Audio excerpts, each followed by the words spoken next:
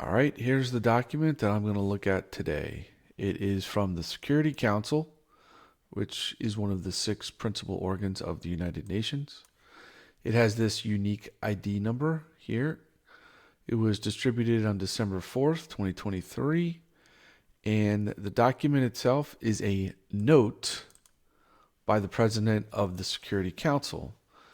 And here it's saying, it starts with an introduction that at the 7,488th meeting of the Security Council held back in 2015, in connection with an item entitled Non-Proliferation, the Security Council adopted Resolution 2231. So in paragraph 4 of that resolution, the Security Council resolved that the Director General of the International Atomic Energy Agency is going to provide regular updates to the Council on the implementation by the Islamic Republic of Iran of its commitments under the Joint Comprehensive Plan of Action, and to report at any time any issue of concern directly affecting the fulfillment of those commitments. So the President here received the report dated September 4, 2023 from the Director General of the IAEA and is now circulating the report to members of the Security Council. And attached to this document is the introduction letter from the Director General, and that's dated September 6. So the letters dated September 6, but on December 4th were distributed, so that's quite a lag time from the time it was received by the Security Council President to get disseminated amongst the members of the Security Council, and then here is the report attached. All right, so let's get into it. All right, let's get back to our document. And we know that this is a note by the President of the Security Council. So let's talk a little bit about the Security Council and the President. Going to our chart, we know that the Security Council here is one of the 6 principal organs of the United Nations system. And let's go to our charter, and Article 7 here talks about the organs. And we know that Article 7 establishes the principal organs, and the Security Council is one of them. And then going to Chapter 5 of the Charter, we see that the Security Council consists of 15 members. And then they talk about the 5 permanent members: China, Russia, Great Britain, US, and France. And then we have 10 non-permanent members, also known as the elected members. And then basically their functions and powers. The members of the United Nations, they confer on the Security Council primary responsibility for the maintenance of international peace and security. And then the members also agree that the Security Council acts on their behalf. And then here's Article 25, that the members agree to accept and carry out the decisions of the Security Council. Then let's move over to the rules of procedure of the Security Council, which then talks about more detailed about the presidency. We go to Rule 18. The presidency of the Security Council shall be held in turn by the members of the Security Council in the English alphabetical order of their names. Each president shall hold office for 1 calendar month. So they just pretty much rotate through all 15 members. And we can take a look here at the website for the UN Security Council. Here it talks about Ecuador is the Security Council president for the month of December. And if we go to Security Council presidency here, we can see what the schedule is. So 2023, the last month, there it is, Ecuador, and they end December 31st. And then we'll see that in January 2024, we've got France. They're the upcoming presidency. February's Guyana. So going back to our document, we see the introductory paragraph here in this note talks about the 7,488th meeting, which was held in 2015. This is actually the 7,488th meeting of the Security Council, and that's how they organize their documents and how they organize their work. It's by meeting, and actually, so July 2015 was the 7,488th meeting of the Security Council. And here's actually a website that keeps track of all the meetings, and we can actually go back to the very first one. Go down here, 1946. Here was the very first meeting. Go all the way down to the bottom. It was January 17th, and here's the minutes of that meeting. We'll just open that briefly, just take a quick look, and this was the very first meeting. And here's the agenda. They just did pretty much some housekeeping matters, adoption of rules, selection of the president of the Security Council. I think it was actually an Australian gentleman. That was the chairman. And just here looks like these are verbatim notes. And the representative of Australia, Mr. N.J.O. Macon, Minister of the Navy, assumed the presidential chair. So he was the very first one. And this was in Westminster, London, January 17th, 1946. So how does the Security Council actually organize its work? Well, they do it in ways where they create a item, name, or a topic, and then they attach their work to that. So, for example, this particular document is in connection with the item entitled Non-Proliferation. So if we look here at the Security Council meetings in 2023, we see here actually today, December 18th, they are actually talking about non-proliferation, which is probably, Iran is probably going to be talked about in this meeting. If we do a quick search for non-proliferation, we'll see that here's the first one, December 18th, and then here's non-proliferation, the DPRK, another DPRK, then July 6th, earlier this year, they discussed the non-proliferation issue, and Iran and possibly other countries were mentioned in that meeting, but Iran seems to be tied to this particular item and topic, non-proliferation. Then there's non-proliferation / DPRK, which I suppose they're just specifically talking about the DPRK. And here's a non-proliferation of weapons of mass destruction, and this is a completely different topic. And there's DPRK again, and then DPRK again. So Iran, our document of the day is tied to the non-proliferation item on the Security Council agenda.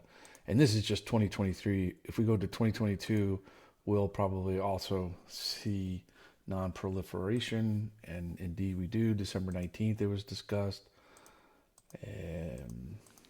and here also June 30th. All right, before we talk more about the document, let's go back a little bit and talk about the Treaty on the Non-Proliferation of Nuclear Weapons, since this document stems from this particular treaty. It was opened for signature July 1st, 1968, entered force March 5th, 1970. It has 11 articles, and it splits up the countries into nuclear weapon states parties and non-nuclear weapon states parties. So the U.S. here is a nuclear weapon state party. Iran is considered to be a non-nuclear. And basically the treaty it puts on the obligation to prevent the spread of nuclear weapons and weapons technology, to promote cooperation in the peaceful uses of nuclear energy, and to further the goal of achieving nuclear disarmament and general and complete disarmament.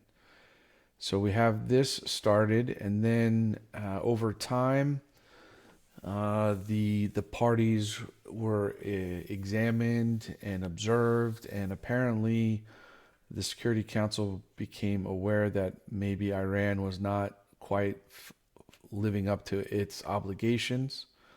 So then in 2006, we have a resolution from the Security Council which put sanctions on Iran for their not complying with their obligations.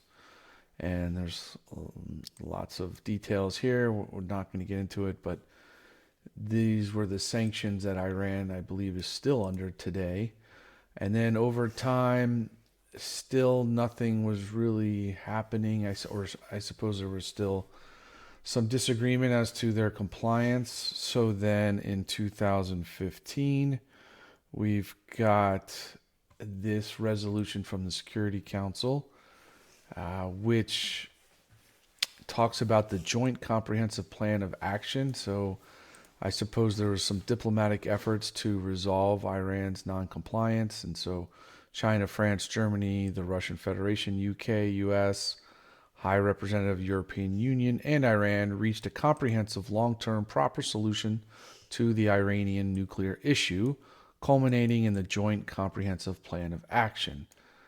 So this is the operating document under which Iran is being examined for their compliance with the Non-Proliferation Treaty. And then, as part of their obligations, in this resolution further on in paragraph 4, we'll see that. Paragraph 4. Request the Director General of the IAEA to provide regular updates to the IAEA Board of Governors and, as appropriate, in parallel to the Security Council on Iran's implementation of its commitments under the JCPOA. So, going back to our document, this is that report. And so here talks about the 2015 meeting in connection with the item entitled Non-Proliferation. Paragraph 4 of that resolution, the Security Council requested the director to provide reports. And so the Security Council received this report, and now the president is disseminating it to the Security Council members for their review and examination. Okay, let's get into the IAEA report then. I highlighted a few relevant passages. This is the first one. From May 8, 2019, Iran stopped implementing its nuclear-related commitments under the JCPOA on a step-by-step basis until, on February 23, 2021, it stopped implementing them altogether, including the additional protocol. That's alarming. And then early June 2022, at Iran's request, the agency removed all of its equipment previously installed in Iran for surveillance and monitoring under the JCPOA. And then finally, let's just get down to the conclusion. And actually, it's the summary right here. The agency's JCPOA related verification monitoring has been seriously affected by Iran's decision to stop implementing its commitments under the JCPOA. The agency has not been able to perform verification monitoring activities. Iran's decision to remove all of the agency's equipment previously installed has had detrimental implications for the agency's ability to provide assurance of the peaceful nature of Iran's nuclear program. It's been 2.5 years since Iran stopped provisionally applying its additional protocol.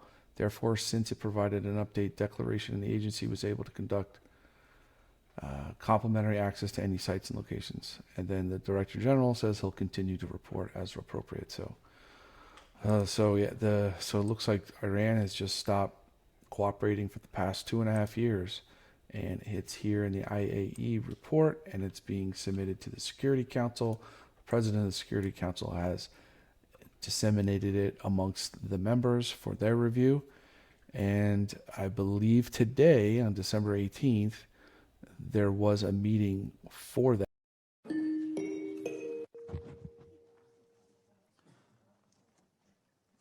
Buenas tardes. Declaro abierta la Good afternoon. I call to order the 9,511th meeting of the Security Council. The agenda is as follows. Non-proliferation. the agenda as approved. I want to thank all three for their briefings today. Madam Undersecretary General, you said it in the beginning of your presentation back in 2015. Resolution 2231 and the associated Joint Comprehensive Plan of Action, the JCPOA, were rightly hailed as historic breakthroughs towards resolving a dispute over Iran's nuclear program. And if fully implemented, the JCPOA would offer a clear path towards resolving international concerns with regard to the peaceful nature of Iran's program. It would lead to a comprehensive lifting of sanctions, and it would contribute positively to regional and international peace. The extent of Iran's violations against the JCPOA is clearly outlined in the recent report of the IAEA Director General. Just one striking statistic to underscore the alarming situation. Iran now holds a stockpile of enriched uranium that exceeds by more than 22 times the limit agreed in the JCPOA. Agradezco al representante. I thank the representative of Germany for that statement. I now give the floor to the Islamic Republic of Iran. In the name of God, the compassionate and merciful, Mr. President, I thank you. Mr. President, since the Council previous briefing, the Islamic Republic of Iran has persistently worked toward the JCPOA revival. We have engaged in substantive talks with E3EU, including during the General Assembly high-level segment. Nevertheless, despite our good faith and efforts, the other parties have taken no tangible steps thus far. By intentionally ignoring the root cause of the JCPOA's current situation, it is worth noting that the party that withdrew from the JCPOA is the US, not Iran. Iran has only taken a number of lawful remedial measures, yet a full year after the US withdrawal and the E3EU inability to convince it to return to deal and fulfill its obligation, unavoidable as the deal is founded on Iran's nuclear-related commitments, is exchange for the comprehensive lifting of all UN, EU, and US sanctions, as well as promoting normal economic and trade relations with Iran, as explained in details in the JCPOA and Resolution 2231. Of the sanction, Iran has the right, I repeat, Iran has the right to cease performing its commitment in whole or in part. Still, unlike the irreversible consequences of the illegal action of the US, all our measures are reversible as soon as all sanctions are lifted in a verifiable manner. Okay, so that's it for now. This was a Security Council document. It was the President of the Security Council disseminating a report from the IAEA on its monitoring of the country of Iran. And then we saw the Security Council meeting where Germany spoke, and finally Iran replied and made comments in regards to that report.